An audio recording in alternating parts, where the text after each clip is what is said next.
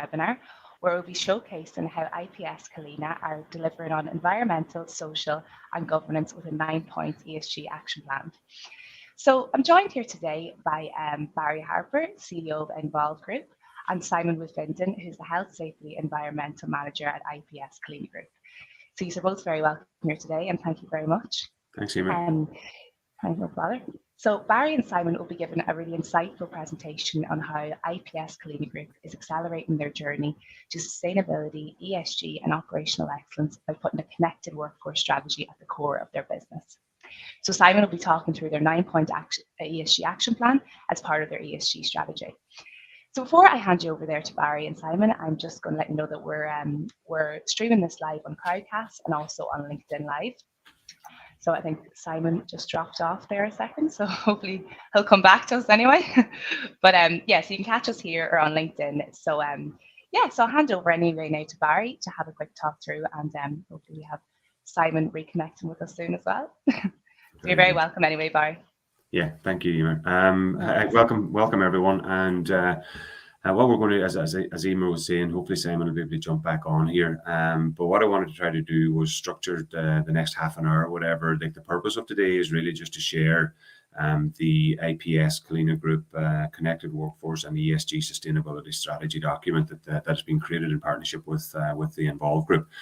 So I'm going to share the document, and we'll just talk you through. We're actually going to take a very hands-on approach here today. We're going to introduce sort of the background to how the document and how the whole strategy came about.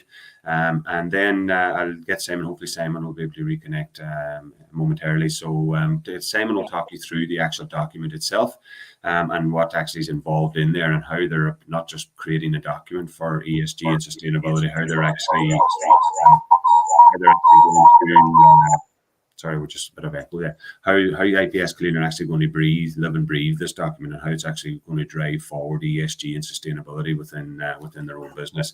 So what I'm going to do is I'm going to share my screen here now and start sharing the document with you guys. I'll just put it into the slideshow. Okay, so essentially what we've done is, like, what Nvolve does. I'll cover that in later on a little bit more detail for you guys. But really, what like sort of the gist of it is helping IPS Culina Group deliver on their ESG and sustainability by creating a fully connected workforce. What this means, what do we mean by a fully connected workforce, and how this actually fits in to ESG? Simon's going to cover around a lot of this, but essentially this is something that's very, very live now with an awful lot of Nvolve customers, is that their own customers are now coming to them, and like IPS and the Culina Group, and saying, well, what is your ESG story? How are you delivering on all three strands of the ESG programs? How are you delivering on the environmental? How are you delivering on the social? And how are you delivering on the governance side of the environment of ESG? There are already obviously things happening in relation to the environmental. When you start talking about ESG and sustainability and CSR, the environmental one around carbon footprint is always very highly easily talked about, because companies have been on that journey for quite some time. Governance, likewise, most organizations have some sort of initiatives and programs and structures in place to actually show a high level of governance. The social side of one is pretty new, and this is where organizations tend to struggle a little bit. Is all about the workforce, and what is their attitude and what is their approach to the people, both their employees, their customers, their suppliers, their communities, and things like this. So then this is how we ended up working with Simon and creating their plan.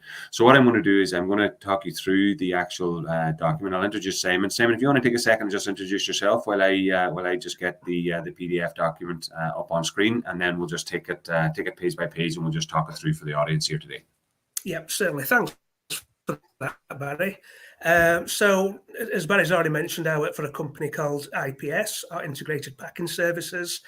Our parent company is Culina Logistics, and IPS currently have 23 sites across the UK with over 30 years experience in co-packing. So at IPS, we recognise that we need to be socially accountable, whether this means for ways to reduce our carbon footprint through to creating a sustainable workforce. Are you okay to move slides, please, Barry? Sure.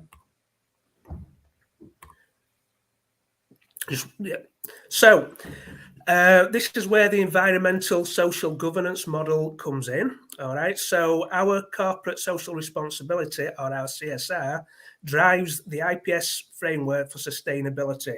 But the IPS ESG is much bigger than that. All right. So what we want to do, we started out with the CSR. And as we got to talking with Barry and discussing what we were doing, we found that actually we needed a bigger piece around it. And this is where the environmental social governance comes in. All right. So the ESG has 3 distinct focus areas. If you're able to, next slide, please. I think just before we move on, Simon, just to add there, I think when you and I were discussing this and starting to put our heads together around how do we tell this, tell the story, I think what the challenge you had at the time was that you were doing a lot of this stuff already, but it just wasn't being told in a really sort of ESG mindset of a story. And when you and I were brainstorming of how to sort of tell this story better, as you've mentioned, like you were already doing a lot of stuff around CSR and sustainability. But then it was actually just aligning it to the ESG framework. And what we found was there was quite a few pieces of low-hanging fruit, and we didn't have to go and do an awful lot of work. We just had to tell a better story, and how we brought all of that together. And one of the big differences I think that we found and we discovered was that in terms of CSR versus ESG was that with the connected workforce strategy that you and I and your organization and Nvolve have been working on now for a number of years, is that the metrics were there. The data was there, not only to create the framework, but actually have the data to back it up. And that was one of the driving forces within ESG, was like not just stating what your strategy is, but being able to put a 9-point plan around it and then track your performance against that 9-point plan. And obviously we'll get to that as we move on through the document. Yeah, totally agree. I mean, we were ticking a lot of the boxes, but it was how we packaged that and captured it all under one roof, as it were. Okay, so the sustainability part of the ESG and our operational excellence starts with a connected workforce. So this is where Nvolve came into its own for us. We wanted to connect all our workforce through the Nvolve platform. And we do that in many ways. So they all have logins so that they can track their own training. But we also, we run the manager reports, and sometimes we do name and shame a little bit if people aren't hitting their targets. But yeah, it's all about connecting that workforce together, using the kudos to give recognition to those that are going above and beyond. Okay. Yeah, and do you know the mention you just mentioned, Simon, there around operational excellence? I think this was something that really came to the fore during our conversations as well, is that ESG, there's a lot of things that goes on in most organizations around continuous improvement and operational excellence. And again, it's all about telling that story, because there was an awful lot of initiatives that you guys were already doing, particularly say around the COVID-19 pandemic, and all of the things that you as an organization put in place to maintain that enterprise and operational excellence sort of model that you're driving forward. And then it was just, again, it wasn't a major leap to actually start putting this into a really, really succinct and easy to understand and easy to tell ESG story. And the last thing there is just around shareholders and the shareholders, customers, employees. This is something that we explored upon, was that in the connected workforce sort of model, there was more than just an organization employing employees. Everyone tended to get involved in it. Your customers were looking at the information, shareholders were looking for information, employees obviously wanted information, all this sort of stuff. So that's how it all hung nicely together. Yeah, I mean, the business that we're in, which is dealing with food, as you can see from that image there, we're regularly audited. And I know some of you may have heard this story before, but on a particular audit, we were still in the 1980s using a filing cabinet with paper everywhere, and thought this isn't the way. This isn't the way that it should be now. So this is where we brought the Nvolve system in initially. That has been audited many times. Never any problems at all. It goes really well. So, yeah, just make a point so as well. Like, for anyone that's actually thinking about taking notes, that we're actually going to make this document. This is an openly available document that is available to anyone now. So just in case anyone is thinking of taking notes here on the screen, the recording of the event is going to be made available. But anyone who's interested in actually seeing this document and considering the document themselves for their own business, like a copy will be made available afterwards. Sorry, Simon, continue. No, it's fine. And through this connected workforce, it increases the productivity, which is vital in this current climate. People know what skills they need to undertake. The training is more encompassing and engaging. So we can do the training out on the shop floor on certain procedures, and we can get them doing it, and we can sign them off there and then. Okay, so we can ensure that they've got the skills required to become more efficient. And again, it reduces downtime, reduces wastage, and yeah, it's made a big difference.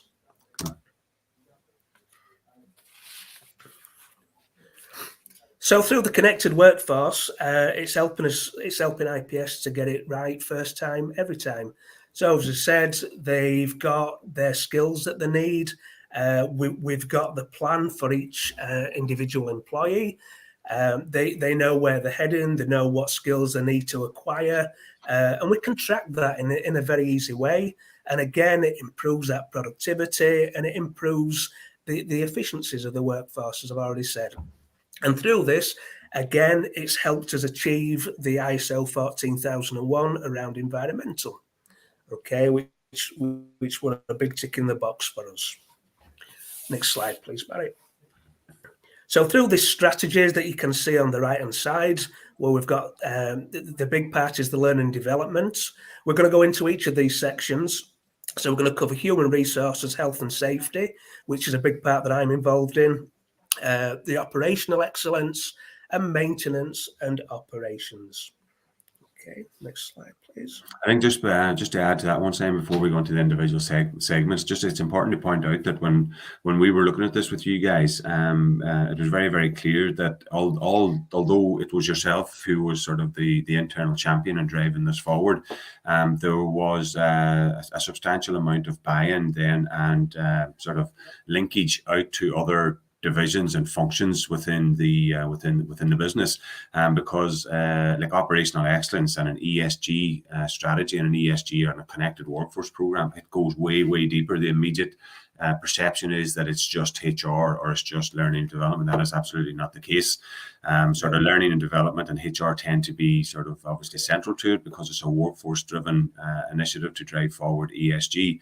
But the health and safety division and departments are very heavily involved because it drives down the risk of accidents and employee well-being. The quality and operational excellence, continuous improvement, people get involved because it helps drive that get it right first time every time, and then maintenance and operations around productivity. So it's all about bringing the entire business, all of the functions together into a coherent, very easily told story that everyone can buy into, and everyone in their own departments and their own functions within the business can start seeing delivery of value, not just putting information on a report. They call it ESG. This is actually delivering real tangible value in terms of cost reduction and sort of revenue protection within the businesses. So I'll let you talk you through now the different divisions or different sections. Well, I was just going to say, Barry, if you wouldn't mind going back, that model that's there, it couldn't be more accurate. We've got learning and development as number one, but there isn't a 2, 3, 4, and 5. To be honest, they all feed into the learning and development. So we have health and safety that comes into learning and development, as you said, accident reduction. Who's had the training? How can we mitigate any alleged accident? Okay, so the maintenance, so that's vital, is learning and development into that, because what it does is make sure that the engineers have received the correct training. So that model is pretty good. And we live and breathe it.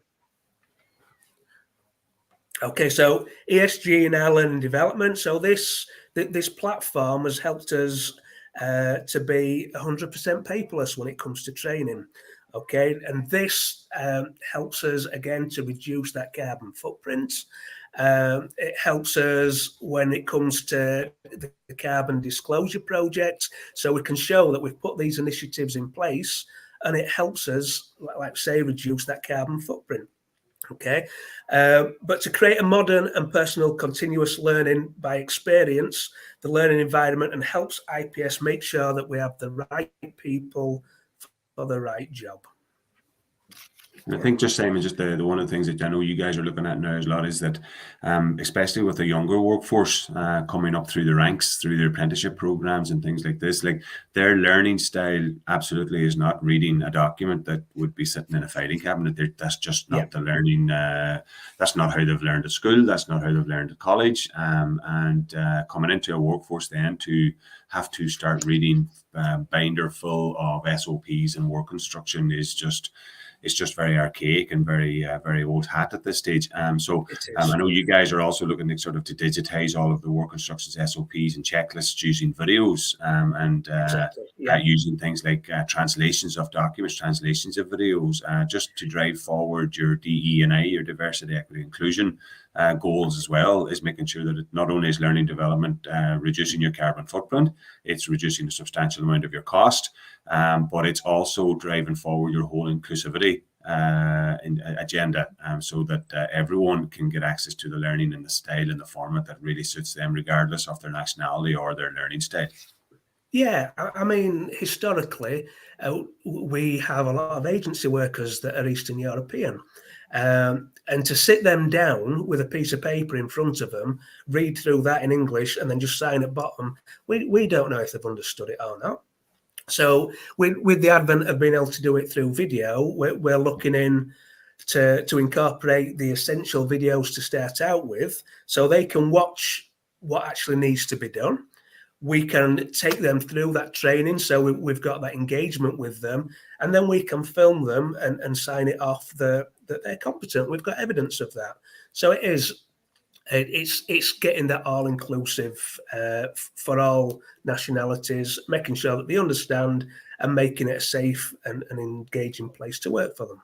Yeah, and that, like Simon, you guys are really advanced as well as using the e-signatures on the tablet app, which essentially eliminates the need for paper, as you've mentioned. There's 100% paperless. But when you put that into an ESG story, there are obviously you guys now are digitally transforming that entire process to be 100% paperless. But through this connected workforce, ESG telling the story more effectively, not only are you able to say that you're 100% paperless, you're then able to translate that into raw hard numbers to say that across the entire business we captured 10,000 e-signatures. So that meant that on average, that if every document had 5 pages and then the employee signed the last page, that was 5,000 sheets of paper that we didn't have to print and store in a filing cabinet. So therefore, as a result of that, you can actually say that we have reduced carbon emissions by X weight or CO2 emissions, and it's all tied into, as I mentioned at the outset, you were doing a lot of this stuff already. I think what we did over with you, working with you guys and pulling this framework and this 9-point plan document together, was that we just put the numbers on it because the information was there. We just needed to tell the story a little bit better. It's scary when you think about how many sheets of paper we were probably using for each part of the training. It's the amount of paper that we've reduced. As I said, we're 100% paperless for it. We've got the e-signatures. Even auditors don't ask to see bits of paper now. We've got it all there on the system. I know, like there was another customer actually mentioned to me the other day was that one of the things that they've also reduced, especially in the energy crisis, which is taking place at the moment, is that it may have been small, but the actual cost of running all of those printers was contributing to their energy cost as well. And so not only did they take out the printer, not only did they take out the paper cost, not only did they take out the toners that they were going through very extensively, they were able to say, well, we're not going to spend the electricity in running these printers as well. So that was all great stuff. So I'll just move on. So the ESG plays a big role in our human resources. So it helps them hit that diversity, equity and inclusion goals that they have within their departments. Okay. And through getting that connected workforce, we can track and measure the mental health first aiders, for example. Have they had the required training? And we've partnered with somebody called Martin Gallier Project. which offers us that training, and with local councils to get training. And again, we track all that, and we make sure we've got the right amount of people available for any issues, for example, around mental health. So yeah, it's good. It's good. I think just in terms of just how I want, in terms of adding something around human resources, one of the big things, Simon, that you guys had a challenge with was because your workforce is frontline and remote and deskless. Obviously, in the logistics industry, the guys and the folks are not. They're not sitting in an office beside a PC. So the voice of the employee in a connected workforce model, like, it really goes to the heart of, like, sort of how do we connect and how do we involve and how do we encourage the engagement of someone that we don't see every single day. And then sort of as a result of putting this communication side of the platform and the Nvolve solution together, it enables us to drive forward that agenda, which in turn improved the employee experience, which in turn created an environment where IPS Culina Group was a great place to work. And then what that actually does in terms of driving operational excellence, it actually drives, lowers the attrition rate of staff, so that the recruitment teams have a benefit out of this as well, in the sense that their attrition rates tended to reduce across the period when we were looking at all of this. Definitely. Through that engaged workforce, like you say, it reduces that turnover, which is always, it's difficult to combat, but we have that plan in place. If they've got that development plan, if they've got that engagement and they enjoy coming to work, you know, from a social point of view as well, then the chances of them leaving are greatly reduced. So yeah, it does help with that. From a quality point of view, again, the ESG comes into place. So it's giving, like we've mentioned before, the right person in the right job, but it's doing that job right first time. And with more engaging training and mentoring and everything around that, we can ensure that we reduce errors, okay? We reduce downtime, which in turn obviously reduces the costs. Okay. Do you know the last point there, Simon, on this, when we were discussing it around continuous improvement, the whole idea that in terms of the driving the business forward, looking for those small incremental ideas and improvement opportunities. I think what you guys find as well is that it's not always the senior team that comes up with the big ideas, and quite often it's the flip opposite, where it's the people on the front line, it's the people that are out there doing the day-to-day tasks. Those incremental small ideas, 50 of those is way better and drives a much greater ESG impact and operational excellence and sort of financial impact, positive financial impact to the business, than say one big idea that may come from the central side of things. So it's all about this connected workforce. Like when not only, as I say, did you guys start driving forward like operational excellence through this continuous improvement approach and digitizing that, and moving away from a little card process and filling in a sheet of paper and then trying to track it in Excel, and some ideas getting implemented and some getting maybe perhaps stuck in the workflow. Everything now gets pushed through. And then as a result of doing all of that, which you were doing anyway, little did you know that this all fed into an excellent ESG story around how you valued the voices of your employees and how they were recognized and rewarded for doing so. That's it. The amount of feeling part of the IPS family through them knowing that they've been listening to. So they put a continuous improvement idea in, and it could be something really simple that nobody else has thought of. They listen to and they see that implemented. It has a massive effect on them. You know, they become proud to come to work. So it's and then that obviously that actually feeds back then into like the other divisions. So it feeds back into the HR. It feeds back into operations, you know, because a lot of ideas are operational. This is why I think what we've discovered is that when we did all of this is that it's when you do a little bit of a benefit and get a bit of a gain in one function of the business, quite often those a domino effect into 2 or 3 other divisions that were trying to get the same goal. But now they were seeing their goals becoming a little bit easier attained as a result of certain things that were happening elsewhere in the business.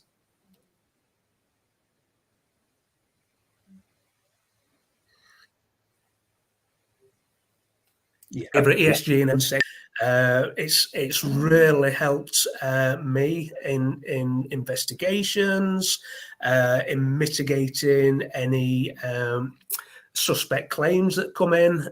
So it's not a case of having to trawl through filing cabinets. It's dead easy. Somebody has an alleged accident.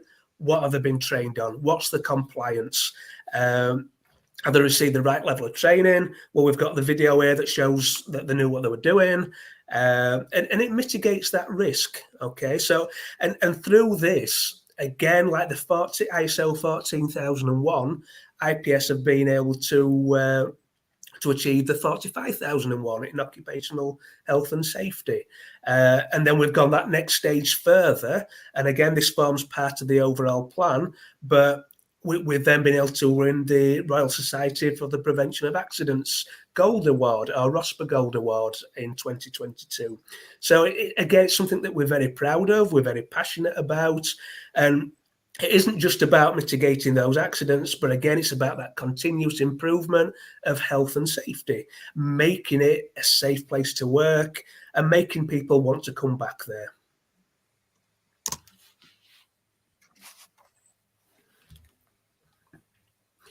So ESG in the maintenance and operation.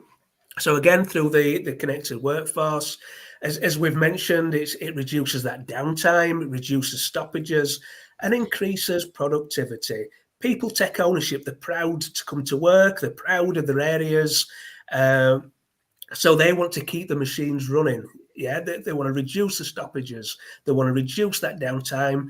And through the correct training and through the correct engagement, then they feel part of it, like I said, part of the IPS family. And yeah, it improves the operations. I think, Simon, when we looked at all of the different divisions and all the different things that you guys were already doing, and then we started pulling this IPS Connected Workforce Plan, and how did the ESG initiative fit into all of this? I think we realized that we were doing 1 and 2 anyway, and then step number 3 was coming out of this, which was obviously step 1 is building those digital foundations and getting content created digitally, and then starting to create the connections. Not only, as I say, the little phrase there, we're trying to get people on the same page, but getting them on the same page digitally, and connecting the workforce with knowledge, with each other, with systems and things like this, and then moving into the whole area of transforming the operations in the flow of work so that everything happened without a stoppage. I think that was one of the operational excellence goals that we'd aim for, was that this all happened seamlessly. There was no sort of let's stop and do this. It was all beginning to flow in what they call the flow of work,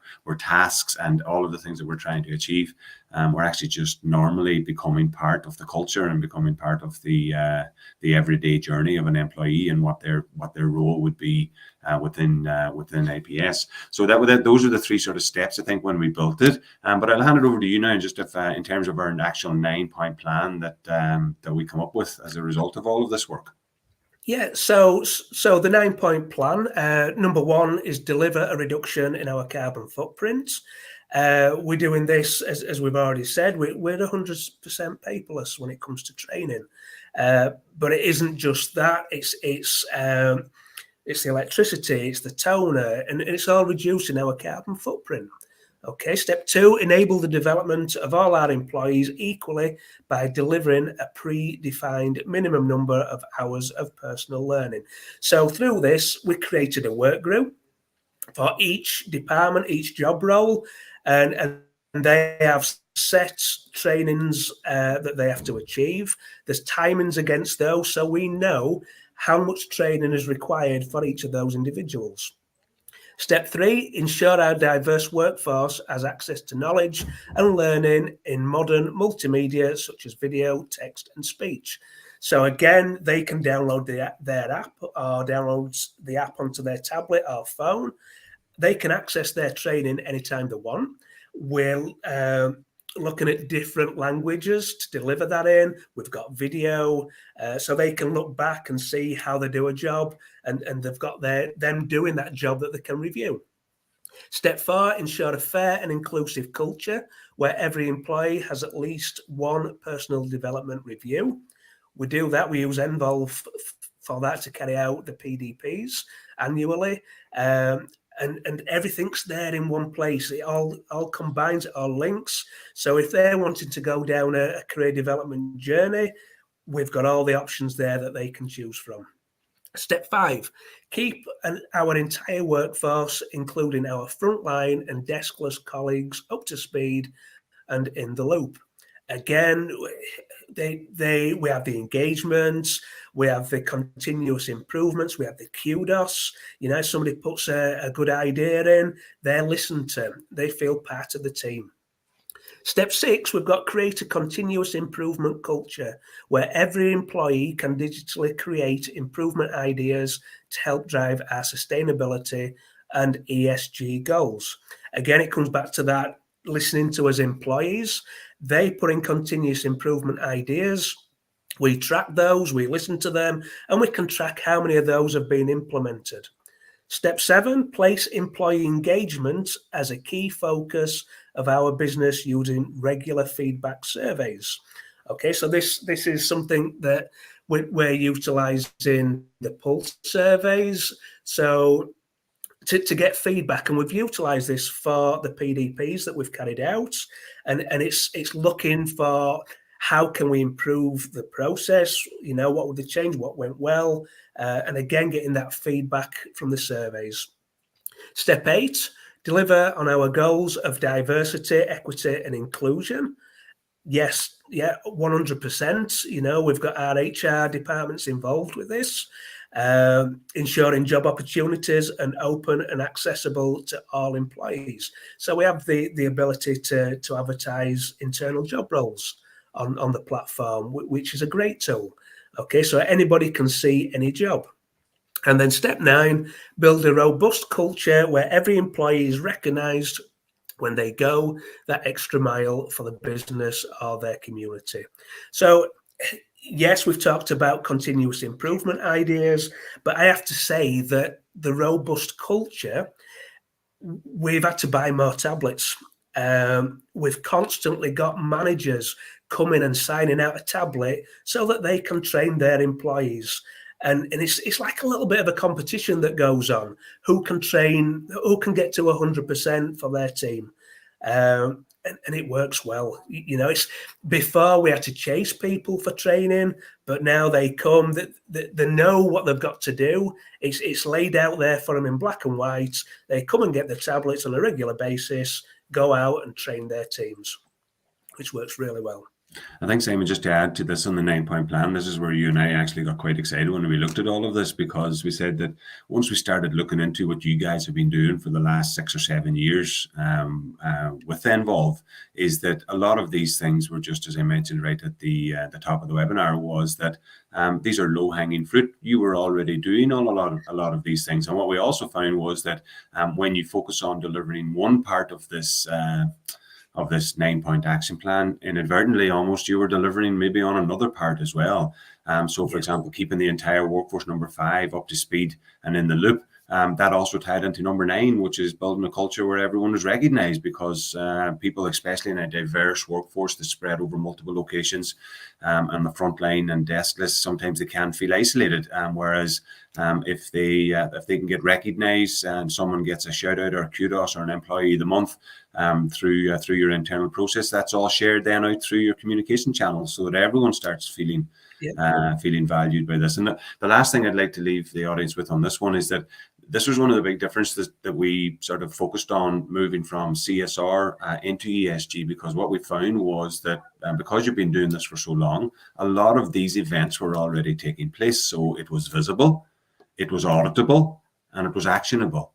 So all of these things were there available to you, rather than just saying, this is what we're going to do. Not only do you guys say, no, this is what we're going to do, but then you can also follow that up to say, well, this is actually how we're doing against that, and report and put the numbers around it, which I think is one of the challenges from other customers that we're talking to around ESG.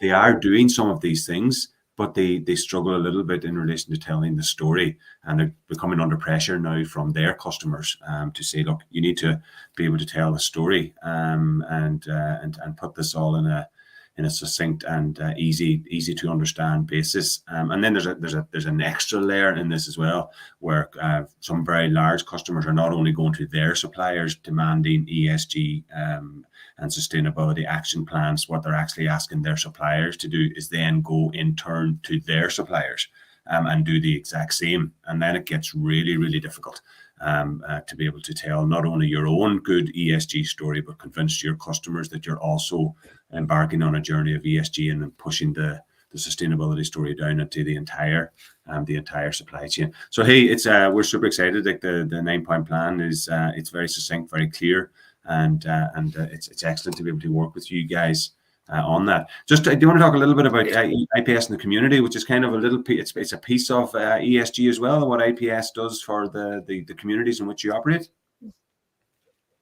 Definitely. So we sponsor the local rugby teams. I don't know if anybody's heard of them, Featherstone Rovers. We give sponsorship out into the local community.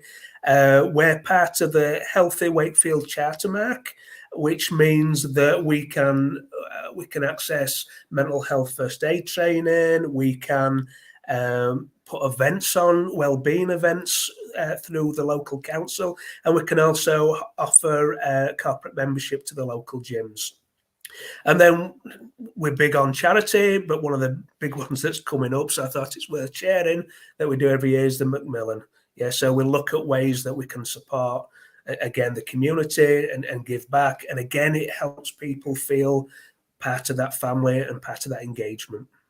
I think, Simon, just to expand on this a little bit, we've obviously got relationships with customers that are equal in size to IPS Culina Group, but then we also have customers that are 100, 150, 250 staff. And sometimes when you look at these large, what the large companies can do in the community, it sometimes overpowers the smaller companies. But what we've found is some of the things that the smaller companies are actually doing in their localities, in their communities, is amazing, and it doesn't have to cost an awful lot of funds.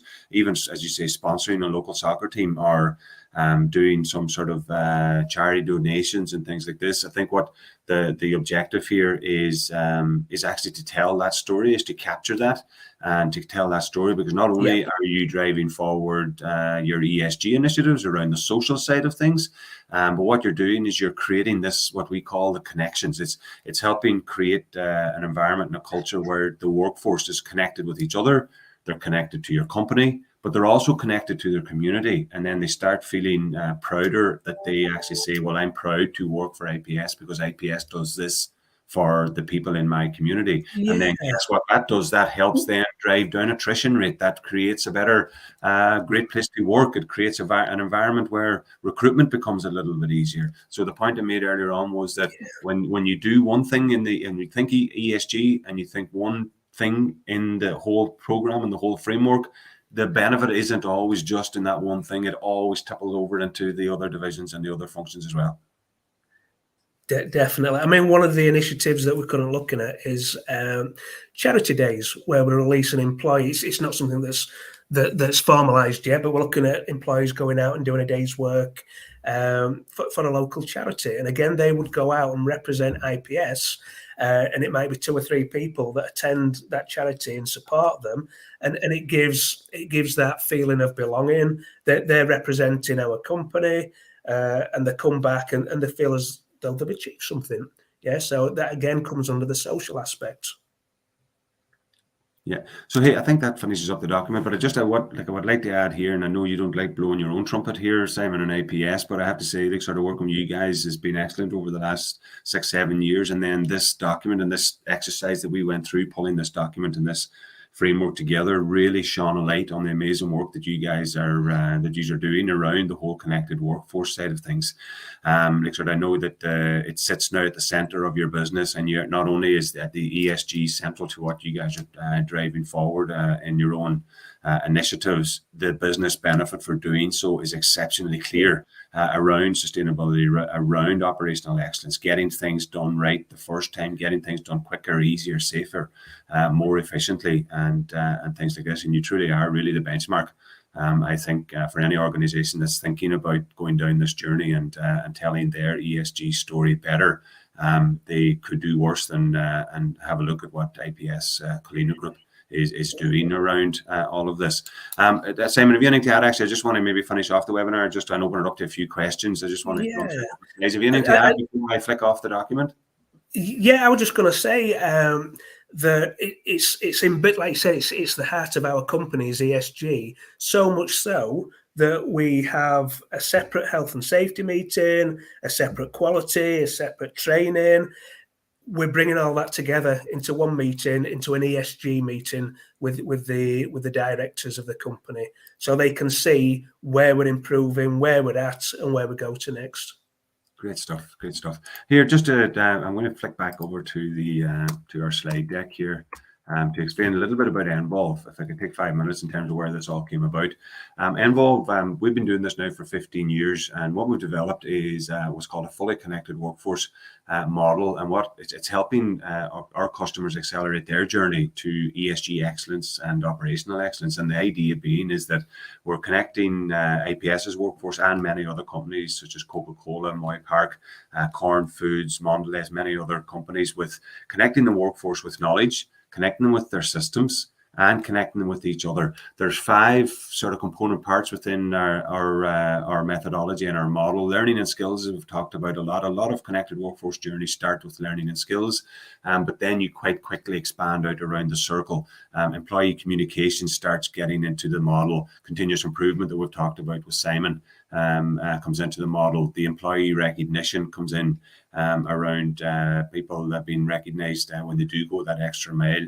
And then the whole idea of performance management is how do you bring all of this together in a review where employees, not only the technology is there, because the technology solutions on their own will never drive forward ESG and operational excellence. It's a change of employee behavior that does that, and technology enables you to do that easier, faster, slicker, at a reduced cost than anything else. So the performance management is very, very key, and Simon mentioned to it there around what he calls PDP, personal development planning, is making sure that when employees do go that extra mile, when they do change their behavior to drive forward operational excellence, then it's captured, it's discussed, it's recorded, and all of those things are exceptionally important. The way that we do this is we've developed a customer success framework, and it's divided into 3 phases. One is where we work with our customers preparing the project, a bit like we did with Simon on this one on the ESG side of things, looking at stakeholder commitment and getting the buy-in from senior management and line managers and employees within the organization. Then we get into the implementation phase, which is bringing everyone up to speed, developing the roadmap and rolling the roadmap out. And then the delivery of the value, making sure that that value is delivered not only through the technology, but through our monthly reviews. And then obviously we are on a continuous improvement methodology ourselves. And this is why our framework is actually in a circle, because it never ends.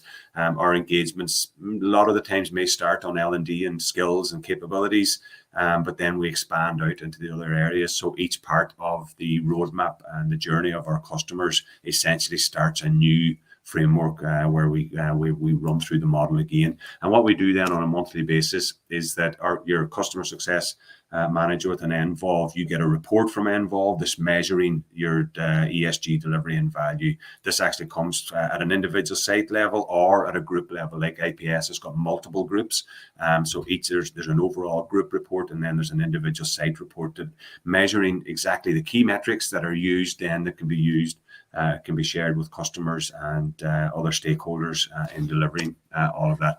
As I mentioned earlier on, we've been doing this now for about 15 years. We're specifically focused on manufacturing, supply chain industries, and a few other industries that would see similarities, that would have frontline and deskless workforces. The healthcare industry is one that is coming into our radar an awful lot more over the last few months. We're ISO 27001 security certified. Our customers have awarded us a G2 High Performer Award, if you're familiar with G2, and we operate on a global basis. For example, our contract and our engagement with Coca-Cola is across the entire globe, 19 sites, 11 different languages, and they're on this journey as well. And what we'd like to think is that we're not just a platform, as I mentioned earlier on, was that technology solutions on their own will not drive positive business outcomes. It's the change of employee behavior that does that. So we are the team that our team come in to your organization and help you drive forward that goals. So Emer, that's kind of finishing off the content slide part of the webinar today. I'm not sure if there's any questions that have come in, but I'll just kill my screen here and yeah, if you want to stop sharing, Barry, that's great. Share any answer any questions that the audience or the group absolutely have. And thank you both so much. That was a really excellent the document is just so comprehensive. I think everyone will agree it was just fantastic to see IPS's approach on their ESG strategy. So just a few questions come in, so thanks again both of you. So Martin has just asked here, how long did it take to configure the system in the first instance? And he presumes it was done on a phased basis. So Barry, you might want to take it, or Simon, or which? Martin, every customer, every engagement is specific, obviously, to the customer. Nvolve isn't sort of an all or nothing model. It's actually sort of it's tailored to the exact needs of the customer that we're talking to. Most customers would probably start with the digitization of the learning and skills. That's where a lot of the engagement start, because it's low hanging fruit. There's a lot of SOPs, paperwork. There's a very big bang for the buck, I guess, by digitizing all of that very, very quickly. In terms of the sort of the timelines that it would take to configure, Nvolve platform as a whole is just one piece of your customer success framework. The other stages going around the wheel is engaging with you, bringing you up to speed, getting stakeholders involved, designing your roadmap, rolling it all out. But what we find is that it's only a short number of weeks before you start seeing the benefit coming through. It takes a few weeks, obviously, to get your account set up and trained and get the central team up to speed on the technology, to get the stakeholders bought into, particularly your first line management layer, because they will be central to driving the behavioral change that the organization is trying to drive. But we would be expecting to see value in terms of carbon footprint, reducing the paperwork, all that stuff, in probably about 4 to 5 weeks after an initial engagement. Simon, I don't know if you want to add anything to that. Yeah, I mean, it goes back to that 3-step approach that we have in the document. So step one, I totally agree with Barry, is digitizing your learning, your SOPs. From our point of view, we were in quite a bad way. So everything was in filing cabinets, as I said, and our bottleneck was searching through all those. What do we include? What don't we include? But Nvolve were with us every step of the way, supporting us, making sure that we got where we needed to be in a timely fashion. And I would agree that probably between 4 and 6 weeks, and we started to see the payback on the work that we'd put in. Yeah. Having the support there is the main thing. You're not just like giving it and just like, right, here you go. You know what I mean? Just work it out. You know, it's exactly. Martin, I'm just looking at the second half of your question here. I presumed it was done on a phased basis, and the answer to that is absolutely. Because we wouldn't recommend actually companies jump in and try to do everything in the first month, because like the actual rollout of it, like, it's really, really important here that you take your workforce with you on this journey. So there's a communication side of things to go through to bring the workforce with you on the whole messaging around a connected workforce and why you're doing it, the benefit for doing it, what's in it for them is a very big question. This is why employee recognition is central to that part of it, so that they know when they do display the behavior that you want them to display, that they're going to get recognized and rewarded for doing so. The reward side is totally up to our customers. Some customers would do a hoodie or a t-shirt, or some would, as Simon would say, would allow a day off for charity work. Some would allow other time off. It is totally up to the organization themselves. Some would provide vouchers for local restaurants or whatever the case may be, but it's that side of it which really drives the behavioral change. So the recommended model is start as an easy to think of what good looks like in 12 months, 24 months, and 36 months, and then work back from that. Develop a really detailed roadmap, and then get to it. Is like sort of there's a load of jobs to be done that will fall out of that roadmap, and then just get on. And what we do as a business is we do an awful lot of the heavy lifting for our customers. So customers would come to us with a lot of paperwork and a lot of Excel documents, for example, and they would have continuous improvement workflows or whatever the case may be. What we do then is our team, because we've done this umpteen times with a lot of different customers, we know exactly how to do it. We know how to do it quickly. So we can get companies up to speed exceptionally fast, but at their pace and the journey that they want to go on themselves. Brilliant. Thanks, Barry. I hope that answers everything you need to know there, Martin. We have another question there that's come in from Rachel into another chat feature. So Rachel saying that we have, as a company, just started our ESG journey. What would be the top tip you could give us as we start this journey? I suppose bringing it back to basics. Whichever one of you, Simon, if you want to take that, or from my point of view, you kind of touched on it there. It's the KISS system. Keep it simple. Stupid. Don't make it too complicated. Look at your business. Look at which parts that you're involved with from an ESG point of view, and just start out small. If you bite it off too much more than you can chew, it's going to fall over. Just keep it start simple. small. Yeah, exactly. What I would add to that is that I would very much doubt there are any organization that's in that. If you've got an operational excellence or if you're in that sort of space and you're driving towards operational excellence and you're thinking now about ESG, I would suspect that there are things that you could probably come up with a 3-point plan that you're already doing. Right. Yeah. Majority of companies may have a suggestion box, which is a card box that goes into, and people then, yes, there's problems with it, and sometimes ideas don't get implemented, and then they fall by the wayside, etc. And there's challenges of Excel and trying to track it, blah blah blah. But by doing so, you're actually having there's an element of inclusiveness there. So what we've discovered over the last few months in particular is that there's as Simon was saying, draw up your roadmap. Look at what good looks like, Rachel. Try to get a visualization of what that is. There'll be a whole load of steps then to actually get you there. But one of the biggest challenges on ESG and satisfying the requirements from customers, and that's where a lot of the pressure is going to come from going forward, is the very large companies are pushing this down into their suppliers, and then they're expecting their suppliers to push it down into their suppliers. And that's where the real pressure is going to come. That's where the real pain is going to come. And what I would say is those being able to tell the story, your ESG story is 50% of the battle.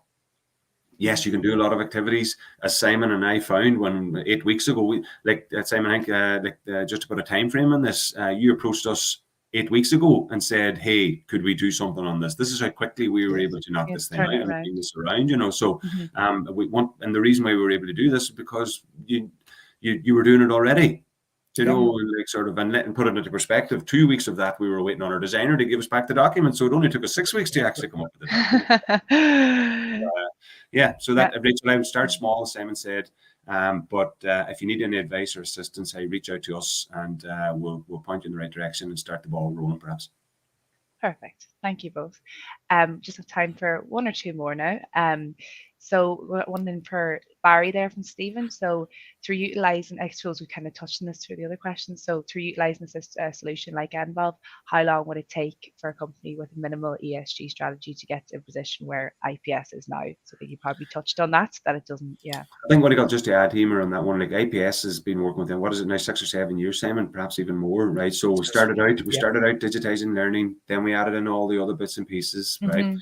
So in terms of an overall time frame, it totally depends, as I mentioned, the journey that the customer wants to go on, doing the learning side of things. And you can do about, I'd say, 5 or 6 of those 9-point plans that's in the IPS document extremely quickly. But if you want to get down to the likes of maybe digitizing your entire continuous improvement process, sort of maybe that is in phase 2, that's something that you bite off maybe in 3 or 4 months' time. Once you've got a bit of momentum on the first part, then you want to start rolling out the employee recognition side of things. A lot of our engagements companies would have perhaps an employee of the month type process, but it's typically supervisors get together and decide who won the employee, or who gets the employee of the month. What Nvolve allows IPS and organizations like this to do is to take that out of an opinion side of things and actually use the data because now the employee of the month is the person that perhaps completed the most learning items, created the most ideas to improve the business, maybe got a kudos or recognition from their colleague for staying late, maybe to help out an issue or whatever the case may be. So the pace can move very, very quickly. But to get to where Simon's at, I would say, Simon, if we had to start again today to get you where you're at, knowing everything that we know, we would be well down that track within 6 months, I would suspect. Yeah. Yes, definitely. And that's for everything. That's for all the parts of it. All the parts of it. No, that's great. Yeah. Great. Just another one came in there. Just in the other chat. Let me just see. So this is one for Simon. So Simon, just in regards, I suppose, to the 9-point action plan. So how do you measure against the 9-point action plan, or what do you? How does that all work for IPS? It's all there within Yeah. Nvolve. Okay. We can run reports. We can dig down into those reports, and I think we touched on it within the webinar. That we get a report sent out on a monthly basis as well that delves even deeper into what we've done, and then that feeds into the 9-point plan. Brilliant. Yeah, that's excellent.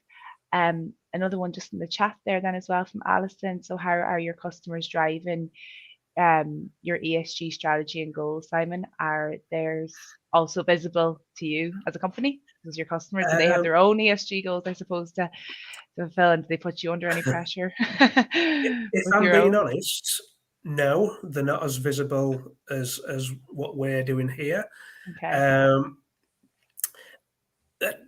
Hopefully, as we said, we want IPS to be the benchmark as we send this out to our customers, and we have done. We've got customers wanting information when we're putting tenders out. That they want to know, what do you do around sustainability? What do you do around ESG? This document already has come into its own. So we take them through this document. No complaints at all. They see this written down, and it's brilliant. And big retailers, I'd say, would look for this kind of thing as well. So I think it's just, I suppose, it satisfies the customers in that sense, definitely. So there's just one more now that's come in. If anyone else has any other questions, just pop them into the chat there. So one other one that just came in there for you, Simon, again, is how did you get the IPS senior team to buy into the connected workforce strategy? Was that a bit of a challenge, or was it pretty much? No, I'll have to say they could just see the value. Well, the thing was, like I said, we've got customers coming to us asking us, what are we doing around sustainability? So the senior leadership team saw value in having this to help secure tenders, to move the company forward. So they actually came to myself and my manager and said, what are we doing? What can we do? How can we pull this together? What are we doing? Because we need help with this. And that's what we did. So it really wasn't a big task. They came to us, they were already bought into it. It sold itself, I suppose. Yeah. Good stuff. I think that's all the questions that's come in. Anyone that has any other questions, they can always contact us after anyway, the webinar, and get in touch with us. And we'll also be sending the recording of this to everyone as well who's attended today, so you can look back at it. So yeah, I just want to say thank you so much to Barry and Simon for today. It was really interesting. Yeah, very, very good. Yeah. Thanks, Simon. Thank you both very much. Okay, see you later now. Thanks everyone for joining. Bye. Bye. Bye.